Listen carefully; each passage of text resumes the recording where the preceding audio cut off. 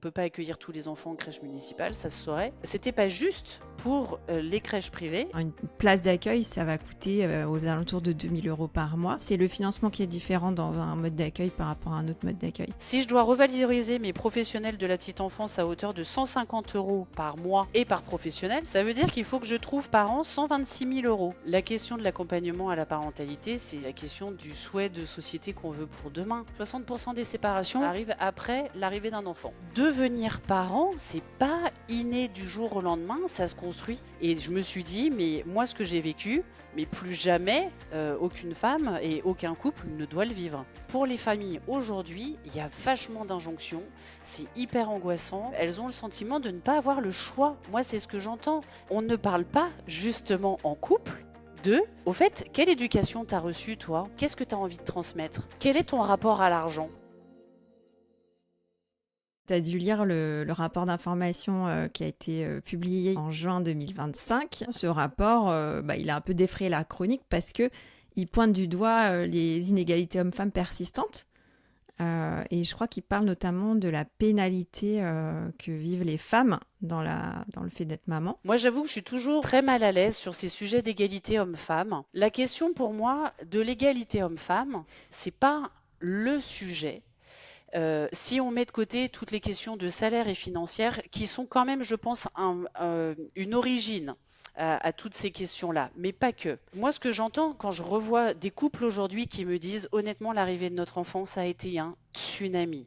Terme que tu as employé tout à l'heure, et en fait, je l'entends beaucoup. Et moi, je questionne pourquoi ça a été un tsunami. Parce qu'en fait, on se rend compte qu'on n'a pas la même façon de gérer notre quotidien avec un enfant. Clairement. Et pourquoi on n'a pas la même façon de gérer le quotidien avec un enfant? Parce qu'en fait, le père, la plupart du temps, a été complètement mis de côté pendant la grossesse. Donc ça, il y a un vrai travail à faire sur inclure le père dans la préparation, en fait, à l'arrivée de l'enfant. Ça, c'est un vrai sujet. Parce que, en fait, on ne parle pas justement en couple au fait, quelle éducation t'as reçue, toi? Et qu'est-ce que tu as envie de transmettre? Quel est ton rapport à l'argent, en fait? Parce que là, on va avoir un petit être à gérer. Mais comment on va dépenser notre argent? On prend les couches de marque ou on prend les couches MDD? On prend quel type de lait? Allaitement ou pas allaitement? Quelle est mon image de l'allaitement? Est-ce que mon conjoint, il a une image de l'allaitement, en fait, tu vois? La place de la vie professionnelle et de la vie familiale. Moi, j'entends que effectivement, c'est la femme qui va s'arrêter de travailler s'il n'y a pas de mode d'accueil. Bah oui, pourquoi? Parce que en général, le salaire est moins élevé, voilà. Donc ça, on rejoint la question du salaire. Mais il y a aussi, et moi je l'entends, des femmes qui me disent, mais moi je l'ai porté pendant 9 mois, mon enfant, j'ai aucune envie, là, tout de suite, de repartir à 100%. La proposition de reprendre un congé, de repartir au boulot, justement en ayant un mi-temps, un 80, etc., de reprendre ça, je la trouve hyper intéressante. Ouais. Mais en fait, moi, ce que je réalise, c'est qu'aujourd'hui, on parle des parents, mais sans parler du couple qui est à l'origine du devenir parent. En fait, ça vient tellement questionner notre propre rapport à l'enfance qu'on a reçue, au modèle que nos parents ou notre mère ou notre père nous a inculqué, et la même chose chez le conjoint. Tu vois, pour moi, il faut même aller encore plus en amont. C'est en fait travailler sur le couple et la connaissance qu'a le couple de comment est-ce que moi j'envisage ma parentalité, ma maternité, comment toi tu envisages ta paternité, et en fait, qu'est-ce qu'on va mettre tous les deux dans ce qu'on a envie de donner à l'enfant. Et pourquoi je parle de ça? C'est parce que dans la répartition des tâches ménagères, en fait, pour moi, c'est le même sujet. Est-ce que les couples ont décidé qui faisait quoi? Non, je crois que la plupart du temps, c'est un peu trop tard qu'on se pose la question. Eh bah ouais. Tu vois pourquoi? Moi, je vais te dire, mon mari, il fait vachement mieux le repassage que moi. Mais c'est du coup même pas un sujet, tu vois? Et il le fait. Et nous, on a discuté de cette répartition-là. Mais en fait, je pense qu'il y a aussi un sujet. C'est pour ça l'égalité homme-femme, j'entends qu'il y a un travail d'éducation. Et on rejoint encore à ce que je disais depuis le début, d'éducation et de pédagogie, à donner des outils aux futurs parents et aux nouveaux parents en disant attention, parce que vous pouvez tomber dans ces écueils-là si vous n'abordez pas certains sujets de votre vie de tous les jours. Bah, c'est intéressant. En fait, ce serait une sorte de discussion qu'on aurait au préalable. Mais bon, c'est vrai qu'il faut déjà connaître les sujets hein, pour avoir cette discussion. Donc c'est un peu là qu'intervient le sujet de l'accompagnement. Ce serait de savoir qu'il va y avoir ces sujets-là et de pouvoir dire, bon, bah, on se pose et puis on discute de comment on va se répartir les tâches, que ce soit les tâches d'organisation à la maison, de déposer l'enfant à la crèche, de faire le repas, de se lever la nuit, est-ce que moi j'ai envie d'allaiter, comment, voilà, toutes ces questions-là, il faudrait se les poser en fait et les anticiper. Quand je t'écoute, j'ai l'impression que j'étais vraiment le stéréotype. Moi, je suis tombée dans tous les clichés. Ah, mais moi aussi, je suis tombée dedans. Et c'est pour ça qu'aujourd'hui, tu vois, moi, je réfléchis pas en homme-femme. Mmh. Moi, je réfléchis en histoire personnelle. Et c'est pas en niant complètement une réalité. Enfin, tu vois, il y a bien évidemment des inégalités, mais je pense surtout qu'il y a un manque d'éducation et d'évoquer les sujets. Ouais, alors il y a quand même une question que je vais te poser, puisqu'en plus tu accompagnes des entreprises. Moi, j'ai eu donc mon premier bébé en 2007. Moi, comme je te dis, j'étais dans tous les clichés, donc j'ai été aussi très pénalisée. Donc, c'est ce qu'on lit dans le rapport, les pénalités sur la carrière, sur la vie sociale. Donc, moi, bah, je suis tombée en plein dedans, c'est-à-dire que pendant que j'étais enceinte, je m'en suis pris plein la figure, des remarques à tous les coins de couloir hein, dans l'entreprise. Ah, bah, c'est une épidémie, encore une femme enceinte. On m'a dit que j'aurais pas d'augmentation pour l'année 2006, alors que je suis partie en congé maternité le 15 décembre. Donc, 2006, bah, je me suis fait juger en fait de façon négative. Enfin, j'ai eu tous les clichés quand je suis rentrée de congé maternité. J'ai été reçue par la RH qui m'a dit que je devrais déjà être bien contente qu'on me reprenne après un congé maternité. Enfin, j'ai eu droit vraiment à tout. On m'a mutée aussi dans un service parce que voilà, on m'avait pris ma place entre guillemets pendant les 3 mois où j'étais pas là. Donc bon, c'était vraiment la douche froide. Est-ce que toi, comme tu travailles pour des entreprises aujourd'hui, tu as l'impression que cette pénalité, elle a quand même diminué ou bien bah, c'est encore pareil, c'est juste que moi j'étais dans un grand groupe industriel français. Bah, est-ce que c'est toujours comme ça dans ce type de grand groupe? Ou est-ce qu'il y a vraiment quand même... Moi, je pensais que c'était différent quand même, tu vois. J'avais l'impression que les jeunes femmes aujourd'hui, Ouais. elles vivaient plus ça. C'est très disparate. Honnêtement, il n'y a pas une réponse, il n'y a pas une réponse parce que c'est très disparate et c'est encore, mais un peu comme les communes, c'est encore un peu en fonction de la politique interne de l'entreprise. Moi, je sens quand même qu'au niveau des services RH, il y a aujourd'hui une vraie volonté de mieux communiquer sur les dispositifs pour les salariés. Légaux, j'entends, hein. Ce qui Après, c'est existe, très, quoi. très, ouais, Informer sur ce qui exactement, existe, ouais. ce qui existe. Et ça, je pense qu'aujourd'hui, l'information, elle est euh, un peu plus claire. Mais après, sur justement ce qui peut être mis en place comme vrai accompagnement à la parentalité dans les entreprises, c'est très, très lié quand même à la politique interne.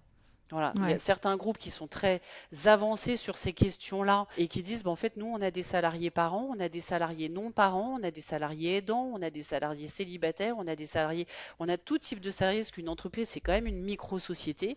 Donc, on va mettre en place, en fait, des ateliers, conférences, moments de convivialité, etc., pour essayer bah, de faire plaisir au plus grand nombre. Il y a des entreprises qui disent, en fait, clairement, aujourd'hui, c'est pas un sujet parce qu'en fait, on est dans le domaine du privé et que ça ne nous concerne pas. En fait, on est vraiment sur, je trouve enfin, c'est pas je trouve, c'est très disparate d'une Ouais. structure à une autre.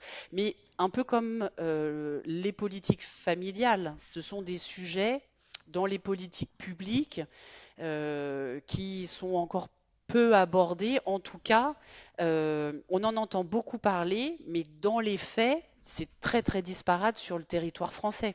Mais est-ce que pour autant, tu penses que c'est un levier vraiment important? Est-ce qu'il y a des conséquences, un impact important? Est-ce que ça vaut le coup d'investir là-dessus? Ou bien est-ce que c'est un peu du luxe, quoi? Voilà, chacun se débrouille, on est autonome, on est des citoyens et on n'a pas forcément besoin de ce service en plus. Moi, je suis pour la prévention et pour donner des outils et des informations, faire de l'éducation et de la pédagogie. pour les familles aujourd'hui, il y a vachement d'injonctions, c'est hyper angoissant. Elles ont le sentiment de ne pas avoir le choix. Moi, c'est ce que j'entends. Là encore, avant qu'on enregistre, là, j'ai reçu un papa.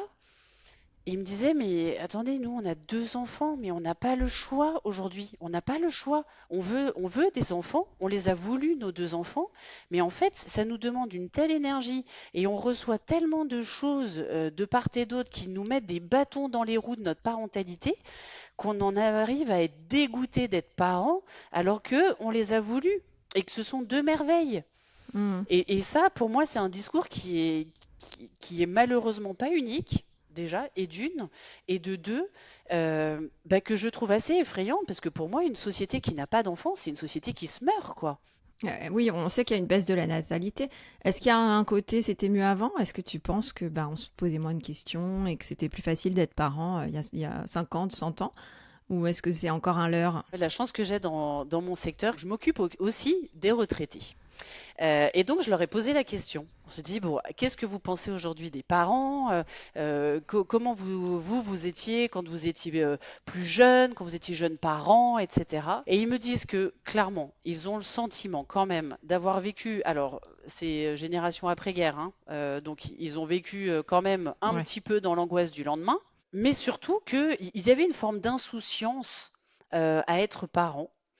Et vous disiez, mais nous, on bossait tout autant, les femmes, on bossait tout autant, mais c'est vrai que comme on vivait en famille, dans des cellules familiales qui étaient plus proches les uns des autres, c'était la cousine, la tante, la Oui. sœur, etc., qui s'occupaient de nos enfants pendant que nous, on allait au champ, à l'hôpital ou autre. Mm. Donc on avait une solidarité C'est ça. autour de la famille qui n'existe plus aujourd'hui. On revient Voilà. sur cette notion d'isolement. C'est que notre Oui. société est plus individualiste et que il y a eu des migrations aussi territoriales.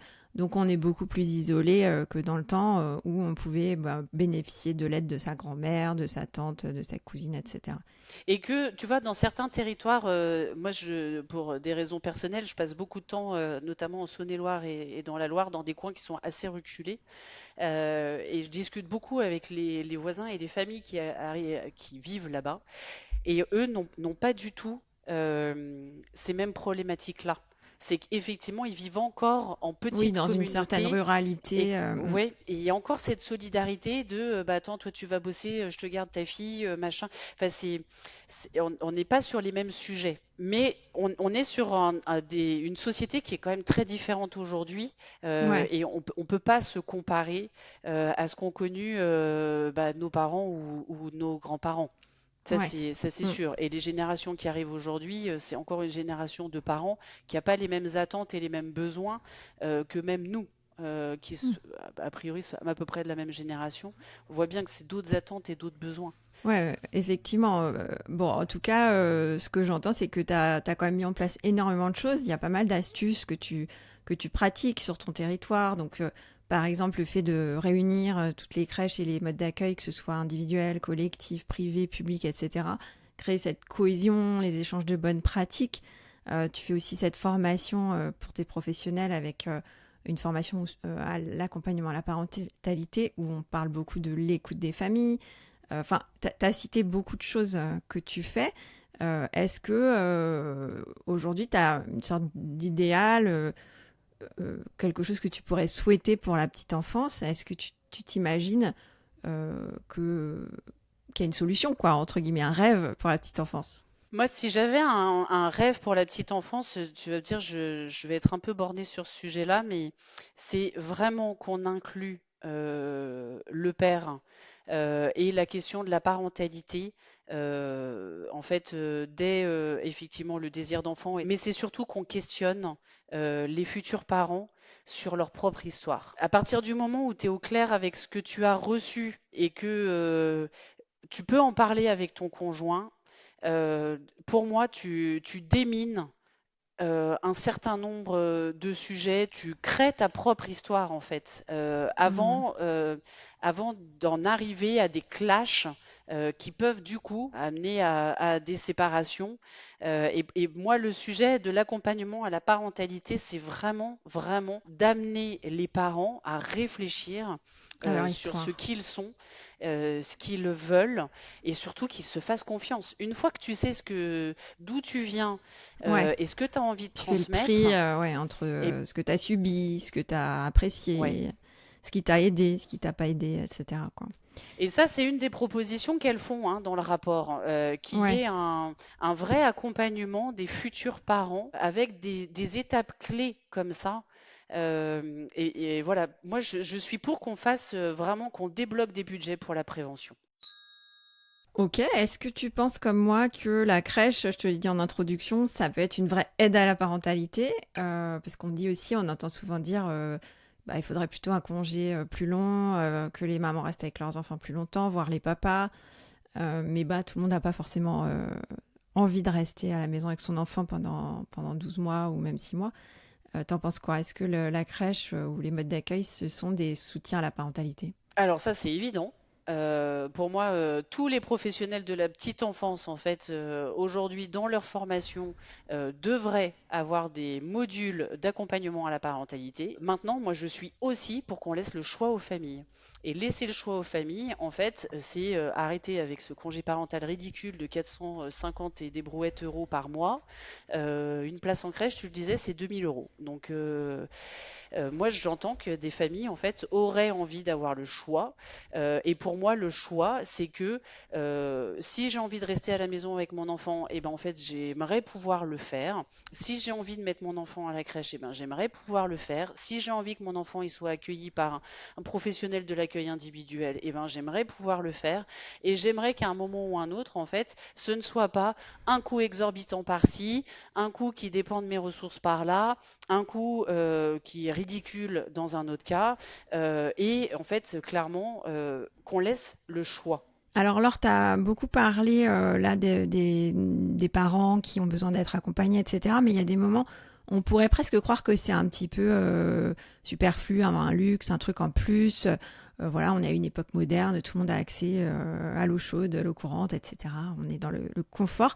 Mais je pense que c'est important aussi de rappeler que quand on accompagne les parents dans leur nouveau rôle de parents, justement, ça a un impact social qui est important et probablement qu'au niveau national, quand on étudie, quand on fait des rapports, quand on étudie les prochaines possibilités de réforme, on évalue le gain potentiel, même financier, que peut avoir une réforme. Donc, par exemple, si on accompagne mieux les parents, il y aura peut-être moins de violence sur les enfants.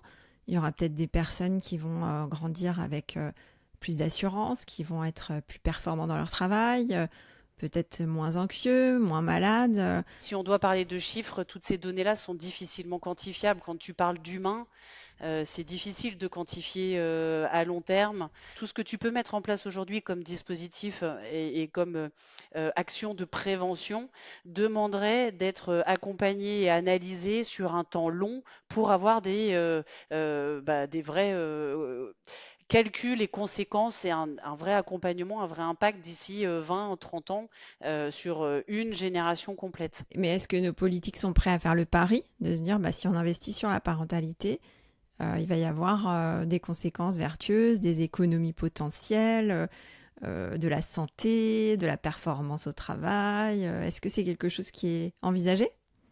Alors, sur toutes les questions liées à la petite enfance en tant que telle, là, le comité de filière fait un travail remarquable depuis plusieurs années pour pouvoir envisager la petite enfance de demain. Donc oui, bien évidemment qu'avec le décret sur l'ouverture des relais petite enfance dans les communes de plus de 3500 habitants, ça en fait partie. L'accompagnement à la parentalité, ça s'accompagne aussi par la formation des professionnels de la petite enfance et qui sont au contact des familles. Le rapport qui est établi là propose des dispositifs pour aller encore plus loin et des réflexions pour aller encore plus loin. Maintenant, très sincèrement, aujourd'hui, je trouve que c'est un peu fébrile. Je trouve que c'est un peu fébrile. Non, mais c'est vrai parce que ça demande un temps long et qu'aujourd'hui, les politiques ne sont pas forcément tous présents sur un temps long. Oui, c'est vrai. Et du coup, Il y a du c'est turnover comme dans difficile. les crèches au Bah, gouvernement. Oui, mais je sais pas si c'est une bonne nouvelle, mais les mandats présidentiels, les mandats électoraux, quels qu'ils soient, de députation ou autres, sont des mandats qui sont sur des temps plus courts. Et Ouais, donc d'envisager la société de demain, ça demande de s'inscrire dans une lignée, et ça rejoint ce que je disais tout à l'heure, que ces questions de politique familiale sont quand même très liées à des courants un peu idéologiques qui ouais. parfois sont décorrélés du terrain. Ouais, puis ça passe Voilà. trop vite en fait, on n'a pas le temps Bah, de voir les conséquences de nos oui, décisions. Ouais, ça, c'est assez triste. Pour autant, le rapport donc, dont tu parles, le rapport de juin 2025, donne des recommandations. Alors, nous, on parle beaucoup de modes d'accueil. Concernant les modes d'accueil, il y a 3 recommandations, si ma mémoire est bonne. Il y a la demande que le système d'accueil soit plus lisible, qu'il y ait plus d'offres, une extension de l'offre, plus de places, et aussi une revalorisation des métiers de la petite enfance. Alors, bon, on a un peu de mal à faire le lien direct là comme ça, mais l'idée c'est que s'il y a plus de professionnels, il y aura plus de place, non? C'est ça le thème. ouais, alors s'il y a plus de professionnels, il y aura plus de place. Euh, Moi, je vais sortir un tout petit peu du cadre, mais je me suis pas mal questionnée ces derniers temps sur les métiers de l'humain. Parce que ce dont on parle dans la petite enfance, moi je le vois dans les EHPAD, puisque je m'en occupe aussi sur la commune, je le vois dans le service de soins infirmiers à domicile, je le vois dans tous ceux qui font de l'accompagnement humain. Dernièrement, j'ai lu un livre qui est absolument merveilleux d'une personne qui s'appelle Christian Junot, qui est un spécialiste de la relation à l'argent. Je l'ai Et interviewé dans le podcast, tu ah, pourras tu l'as écouter. interviewé? Ouais, Ah tu pourras bah écouter. excellent. Justement, je lui demandais, mais c'est quoi la valeur du travail dans la petite enfance? Donc écoute l'épisode, je mettrai Ah le bah lien dans les j'écouterai notes de l'épisode. l'épisode. Mais vas-y, continue, ça Parce que m'intéresse. dans son livre, en fait, il explique, et ça a été un vrai choc pour moi, que les métiers qui touchent à l'humain sont les métiers les moins valorisés financièrement dans notre société. Et en fait, quand tu réfléchis, c'est vrai. C'est vrai. Moi, aujourd'hui, on va être très clair, je l'ai fait le calcul, hein. Si je dois revaloriser mes professionnels de la petite enfance à hauteur de 150 euros par mois et par professionnel, donc je disais, j'en ai 70. Ça veut dire qu'il faut que je trouve par an 126 000 euros net, sans te parler des charges. 126 000 euros, effectivement, la CNAF a proposé de nous accompagner à hauteur de 66%. Mais pendant combien de temps, ça, je ne le sais pas. Ça n'empêche qu'il me reste toujours 33% à trouver, c'est-à-dire 43 000 euros net par an, Sans les charges. sans les charges. Mais moi, Oui, donc c'est aujourd'hui, beaucoup je plus ne en peux fin de pas, compte. sur mon budget RH petite enfance, qui est déjà l'un des plus gros budgets de la commune, je ne peux pas rajouter cette ligne budgétaire. Et j'aimerais le faire.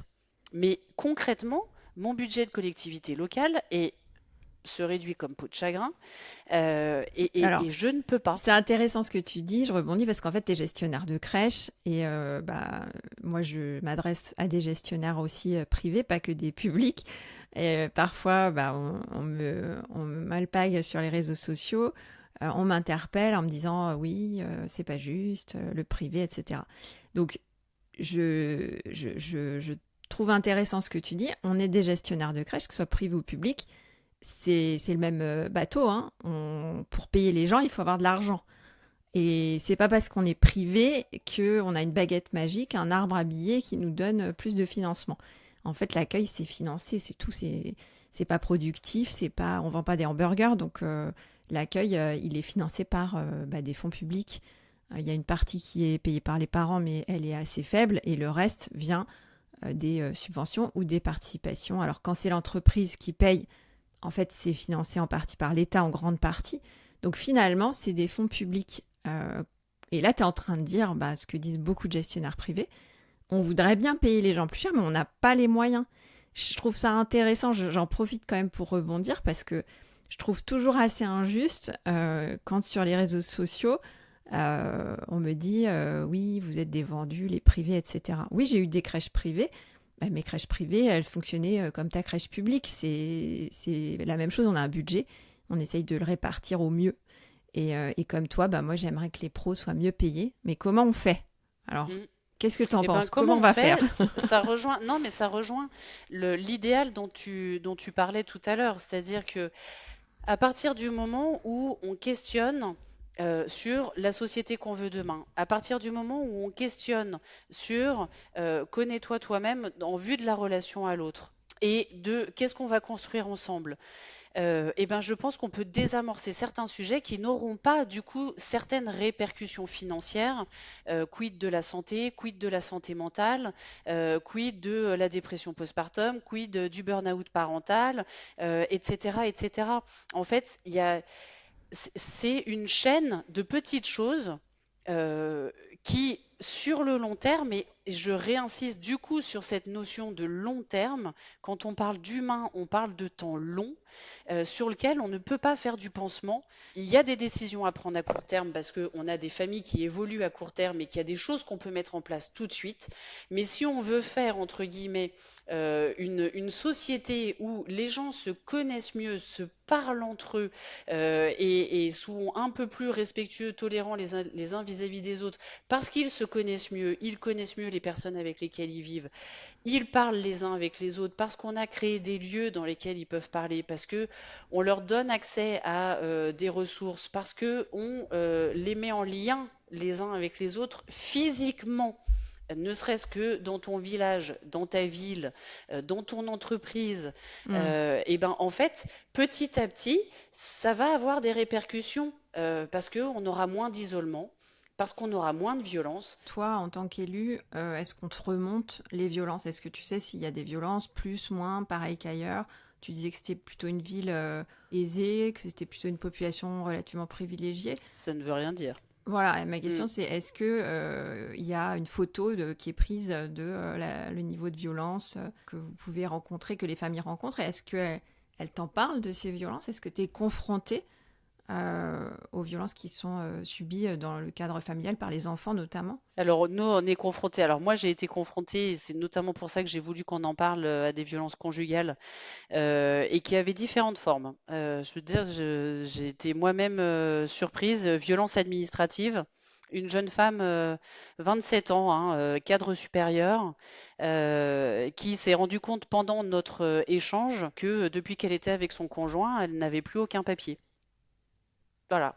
Son conjoint avait séquestré tous ses papiers d'identité et sa carte bleue. Voilà, violence administrative et financière. Elle en a pris conscience pendant l'échange. C'est l'un des entretiens, je pense, qui m'a marqué le plus. Des violences conjugales, oui. Violences sexuelles, oui. Viroflay n'est pas épargné, hein. Les violences touchent tous les milieux, toutes les Mm. catégories socio-professionnelles, tout type de famille. Moi-même, quand je suis devenue maman, je suis arrivée à Viroflay et j'ai accouché 2 semaines après de mon aîné. D'accord. Donc, je suis arrivée dans une ville où je connaissais personne. Mm. J'étais nouvellement maman. J'allais changer de boulot parce que j'avais trouvé que c'était une bonne idée de démissionner enceinte et de trouver un nouveau boulot pour commencer après mon congé maternité. Et en fait, là, pétage de plomb. Pétage de plomb, pourquoi? Parce que, en fait, devenir maman, bien évidemment que c'était un enfant désiré et que j'ai eu cette chance de pouvoir avoir cet enfant rapidement avec mon conjoint. Mais ça n'empêche que du jour au lendemain, me retrouver avec un tout petit être, bah, j'ai pas trouvé ça si évident que ça, surtout que j'avais un allaitement qui fonctionnait pas du tout. Avec mon conjoint qui avait été présent pendant les moments liés à tout ce qui touche au médical, mais c'est vrai qu'au final, assez en retrait par rapport à ce futur rôle de père. Euh, donc pour nous, ça n'a pas été évident au niveau du couple. Dans une ville où je connaissais personne, et puis je venais de démissionner et j'allais attaquer un nouveau job après mon congé mat. Et en fait, ça a été extrêmement dur. Et ce qui m'a permis, moi, de tenir, eh ben, ça a été d'aller à la protection maternelle et infantile, de rencontrer d'autres mamans qui étaient dans le même cas que moi, de discuter avec des professionnels. Et je me suis dit, mais moi, ce que j'ai vécu, mais plus jamais, aucune femme et aucun couple ne doit le vivre. Et Ouais. donc, il C'est faut devenu ta mission. eh ben, en fait, oui, parce que moi, j'estime que j'ai eu de la chance d'avoir un lieu ressource Ouais. et d'avoir des professionnels qui m'ont aidé à mettre des mots sur le fait que ce que je vivais était en fait normal. Et de Mm. rencontrer d'autres parents qui vivaient la même chose, Ça t'a vraiment aidé euh, à t'en sortir. eh ben ouais, le côté père aidant, c'est le côté on partage les expériences et en fait, c'est pas grave. Mm. Et c'est OK, et t'es pas une mauvaise mère Ouais. si en fait devenir mère n'est pas si évident que ça. Oui, Voilà. voilà, c'est ça. C'est un peu ce que j'ai vécu aussi. Donc, tu t'es reconvertie. Tu travaillais pas dans la petite enfance. Ah, pas du tout, moi j'étais chasseuse de tête. D'accord. Donc, tu Ah étais oui, en oui, oui, non, RH. non, oui, oui, à ce moment-là, j'étais chasseuse de tête et donc je travaillais en cabinet de recrutement et c'était pas du tout la voie. Enfin, j'avais pas prévu de devenir élue municipale un jour. Si Ni c'est consultante en accompagnement à la ni ah pas vingtaine. du tout, non. Et ça date de quand alors ta reconversion? En fait, j'ai pour mon deuxième vécu un petit peu la même chose que toi, savoir que j'ai été mise au placard pendant la grossesse, etc. Enfin bref, ça a été assez, assez mythique. Et à ce moment-là, on rentrait dans la campagne municipale et le maire est venu me demander si je voulais intégrer, j'avais 30 ans à l'époque, si je voulais intégrer en tant que jeune maman. C'était intéressant pour lui auprès des familles d'avoir une jeune maman, donc j'étais enceinte de mon deuxième. Et donc j'ai intégré l'équipe municipale, un peu sans savoir ce que j'allais y trouver. Et en fait, c'est une richesse humaine énorme Ouais. d'être. Moi, je suis dans le concret des problématiques du quotidien. Voilà. Et Ouais, mais d'arriver à mon niveau, à 17 000 habitants, à ouais. proposer des services qui soient adaptés et dont tu vois le jour, Mm. bah, c'est assez gratifiant. Alors, c'est gratifiant, mais c'est un peu du bénévolat. Donc, tout le monde Ah n'est bah pas complètement. prêt. Voilà. Ce que je Mm. voulais dire, c'est que tout le monde n'est pas prêt à s'investir comme ça pour la communauté. C'est du boulot quand même. En tout cas, ça me rappelle ma propre reconversion, puisque moi, j'étais bénévole d'une association de crèche et je suis devenue gestionnaire de crèche par la suite. Toi, tu es devenue élue à la petite enfance et puis bah, finalement, tu es devenue consultante dans le privé en accompagnement des parents. Donc Mm. c'est une histoire qui fait du sens. Enfin, en tout cas, tu as réussi ta transition vers ton nouveau métier. Ah bah complètement, et tu as raison, de consultante, c'est ce qui permet aujourd'hui de mêler l'utile à l'agréable et de mettre quand même du beurre dans les épinards, parce que oui, en tant qu'élu, on touche une indemnité. Alors les conseillers municipaux, moi je touchais rien du tout, c'était du bénévolat à 100%, et en tant que maire adjoint, je touche une indemnité qui doit être de 940 euros par mois, quelque chose comme ça. Donc c'est pas un salaire. Voilà. Non, c'est un petit, c'est quand même une contribution à ton salaire, quoi, on va dire. Exactement, Ça fait partie complètement. d'un élément qui peut te permettre de boucler tes fins de mois, mais c'est pas Bah, c'est pas suffisant, ce quoi. qui fait vivre. Voilà, faut être très clair. C'est pas ce qui fait vivre ta famille. Mm. Merci pour ce petit retour sur ton parcours. Donc aujourd'hui, tu mets en place pas mal, on va y venir enfin, pas mal de dispositifs. Tu disais, il faut informer les familles sur les dispositifs. Donc c'est quoi les dispositifs dont les familles peuvent bénéficier et disons quand on va avoir un bébé, sur quoi on peut se reposer en France? Est-ce qu'il y a des choses qui sont nationales qui sont disponibles pour tout le monde ou est-ce que c'est à l'échelon local que bah, toi, tu as décidé de mettre des choses en place et du coup, c'est disponible qu'à Viroflay? Alors, à l'échelon national, tous les dispositifs d'accompagnement des familles reposent sur les protections maternelles et infantiles, qui font quand même un travail formidable pour accueillir toutes les familles qui poussent leurs portes. Il y a bien évidemment les relais petite enfance. Dans les communes qui les ont mis en place, tous les lieux d'accueil, et puis des espaces ressources. Il y a des espaces comme les espaces ressources parents-enfants, qui ne sont pas forcément des lieux d'accueil. Nous, on est fortement aidés par la CAF. La CAF a tout un dispositif d'accompagnement aux familles aussi proposé. Euh, Ce qui manque aujourd'hui, c'est une cartographie en fait des dispositifs existants. Ça, si quelqu'un écoute au niveau du ministère des Solidarités, ça pourrait être intéressant de créer une carte sur laquelle je me géolocalise et qu'est-ce qui existe autour de moi, public, privé, associatif, peu importe, mais qui me permettent de sortir de l'isolement et de la solitude et d'aller trouver, de pousser la porte d'un lieu qui me permette de me ressourcer. Ça, c'est un vrai appel parce que je pense que ça pourrait être intéressant pour les familles. Alors, on lance l'appel. Donc, oui, il y a des dispositifs nationaux, mais qui sont quand même peu développés. Ouais. Ça dépend quand même beaucoup de volonté politique locale. Mm. Il y a bien évidemment les schémas directeurs des services aux familles qui sont donc dans les différents départements qui sont aujourd'hui qui permettent de définir des politiques un peu de territoire, etc. Nous, c'est sûr que ce qu'on a mis en place à Viroflay, on l'a mis en place parce que les remontées du terrain, parce que des attentes des familles et parce que un choix politique municipal d'accorder une priorité aux Ouais. familles.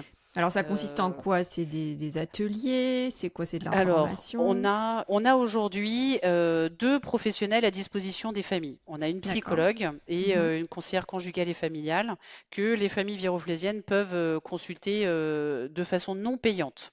Je dis volontairement par le terme gratuit parce que ça a un coût pour la collectivité, mais c'est totalement non payant pour C'est les familles financé, voilà. viroflésiennes. C'est comme les Voilà. crèches. C'est pas gratuit, c'est financé. Exactement. Non, mais c'est important toujours dans la pédagogie de dire que ce sont des services qui sont non payants, mais pas Mm, mm. gratuits. Est-ce qu'elles sont sursollicitées ou est-ce que les parents se rendent même pas compte qu'ils ont accès à ça? On communique beaucoup, beaucoup. Non, elles sont sollicitées, elles ne sont pas sursollicitées. La psychologue, alors il y a quand même une petite différence, c'est que la psychologue, elle va désamorcer des situations d'urgence. Elle ne va pas rentrer dans un travail thérapeutique sur le long terme. Donc, on est vraiment sur du désamorçage. Mm, mm. La conseillère conjugale et familiale, elle, elle a accompagné des situations sur une ou deux séances. L'accompagnement le plus long qu'elle ait fait a duré 18 mois. D'accord. Euh, donc on est vraiment sur deux types d'approches différentes et qui sont complémentaires. Donc elles ne sont pas sursollicitées, elles sont sollicitées et on fait régulièrement de la communication parce que c'est comme pour tout, certaines familles ne savent pas que ces dispositifs existent et que ces personnes peuvent être à disposition. Donc D'accord. ça, voilà, Donc déjà, communique premier régulièrement. point, tu as ces deux professionnels qui sont financés Oui. par la ville pour répondre aux familles. Oui, deuxième point, on a donc le cocon des familles, qui est à la fois notre lieu d'accueil enfants-parents. Donc le mercredi et le vendredi matin, les familles peuvent venir avec leurs enfants, se poser. Voilà, espace de pause, de rencontre. Il y a des accueillants qui sont là et surtout d'aller rencontrer d'autres familles. C'est aussi notre relais petite enfance avec 3 matinées ouvertes aux professionnels de l'accueil individuel, que ce soit les assistantes maternelles ou les auxiliaires parentales. Mm. Voilà, on ne fait pas de distinction entre les deux, avec tout un tas de, pareil, d'ateliers, de professionnalisation, etc. Et ça, pour nous, c'est aussi de l'accompagnement à la parentalité. Voilà, d'avoir D'accord. des pros qui sortent de la maison, qui vont rencontrer d'autres pros, qui vont se Ouais. professionnaliser, se former, c'est aussi accompagner les familles. Quasiment tous les après-midi, on peut avoir soit de l'accueil sur des familles, sur les informations sur les modes d'accueil, justement, soit des ateliers, que ce soit des ateliers de yoga, des ateliers créatifs, des ateliers chant, des ateliers de lecture, etc., à destination des familles. D'accord. Voilà. Donc avec les enfants. Avec les enfants, effectivement. Super. On ouvre le mercredi après-midi. Bon, c'est sûr que lundi, mardi, jeudi et vendredi, c'est quand même plutôt pour les 0-3 ans. Et le mercredi, en fait, on alterne avec des enfants d'âge plutôt primaire, primaire ou maternelle, et la petite enfance. Voilà, pour essayer de toucher le plus grand nombre de familles. Ouais, pour toi, c'est quoi l'objectif de ces ateliers? C'est de créer des conditions pour que les parents arrivent à passer un temps de qualité avec leur enfant, renouer un lien peut-être qui n'est pas forcément évident pour tout le monde, Alors, il y a ou bien plusieurs c'est un loisir. objectifs. Ouais, non. Alors, il y a du plaisir. On va pas se mentir, c'est déjà prendre du plaisir, à passer du temps avec son enfant, sortir de l'isolement ou de la solitude, c'est-à-dire Ouais, se forcer à sortir de chez soi, passer un moment en relation avec son enfant et du coup se rendre compte qu'on peut être en relation avec son enfant de plusieurs façons. Voilà, via la lecture, le chant, la danse, l'art, voilà, on a de ouais, autre chose l'argile, on a que autre tu t'es chose. brossé les dents, t'as ramassé Exactement, la table, oui, va ranger ta chambre, j'en ai marre. des moments très sympas de la vie de tous les jours. Voilà. Qu'on a Donc tous voilà. à un moment ou à un autre connu. Ah bah, ça c'est l'incompressible. Ouais, Mais du coup, être vraiment dans de la relation de plaisir avec son enfant. Et puis, je le redis, créer de la convivialité aussi entre familles. Ouais. Nous, on se rend compte que les familles, en fait, eh ben, elles se créent des petits groupes après, WhatsApp, Signal, etc., pour pouvoir, se retrouver après dans les jardins publics, dans la forêt, on Mais est ça, c'est entouré de un vrai forêt. outil Eh ben ouais. le lien social, en fait, sur sa commune. Ça peut vraiment faire la différence.